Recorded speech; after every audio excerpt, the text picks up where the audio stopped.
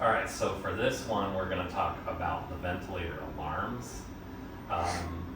There are 3 priority alarms that are going to ring. There is a low priority alarm, which is going to be a color blue, and it's going to only beep once or twice. There's going to be a medium priority alarm, which is just kind of alerting you that something's still kind of continuing, but it's not quite important yet, but it's something to start making a little bit of a headway there, or notice that this is going on. And it's going to be colored yellow, and it's going to beep multiple times, but it eventually will also stop. And then the red alarm is the high priority one. That one's going to continuously beep, and it will not stop until you address the situation. This alarm is calibrated to be able to have these fluctuations of the patient's breathing, and when that particular red alarm is beeping, it has done all the calibrations and corrections it can, and it still cannot fix the problem. So when that one's beeping, it's a serious problem. You need to take a look at it. The main alarms that will typically ring are the high and low pressure alarms, a low volume, high frequency, apnea, and high and low peak alarms. And we set all of that stuff in a certain parameter range, so that way we can keep a closer monitor on our patient. When the high pressure alarm is going off, some of the causes of that alarm, which is indicating that there's too much pressure in the chest for the volume to get delivered. And over time, that could be a problem. And so, what some of the causes of that are, the patient could just be simply coughing and causing this high pressure to go off. It could be secretions in the lungs, and troubleshooting that would just be simply to suction the patient. It could be the patient biting on the tube, or a kink in the tube. And so again, fixing that is as simple as just trying to make sure your bite block is in place, your tube is not kinked, all that stuff.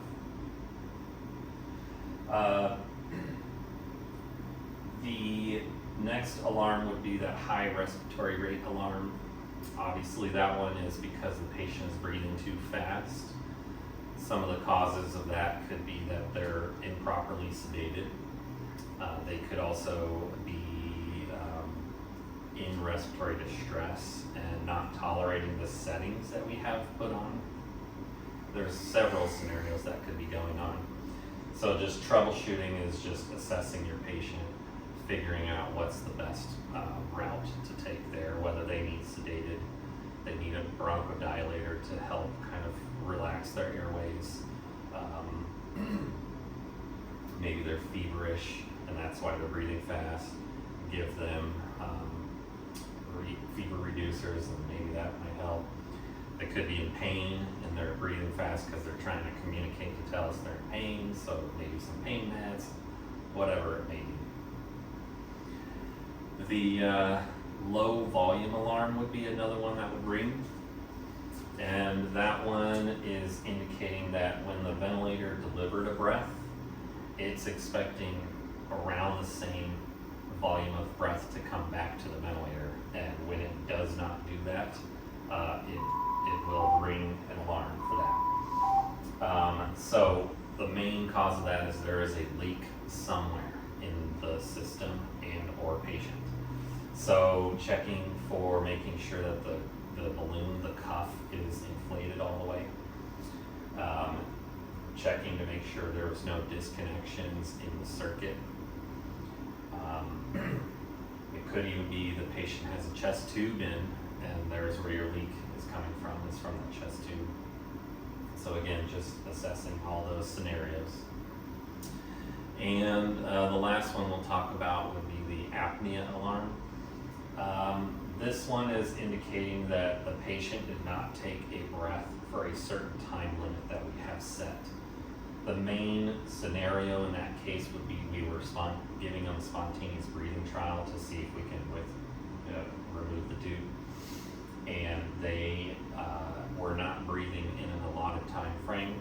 So the ventilator, as a safety feature, kicks back into a mandatory mode again, giving that patient those breaths.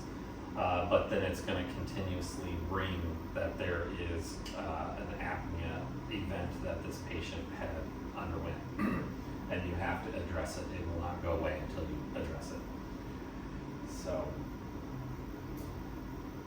otherwise, this does have a heated circuitry on it as well, and it is a fixed heat of 30 degrees Celsius or 37. You can only choose one or the other. But when somebody's intubated, you want to go as close to the body temperature as possible, so the 37 degrees Celsius would be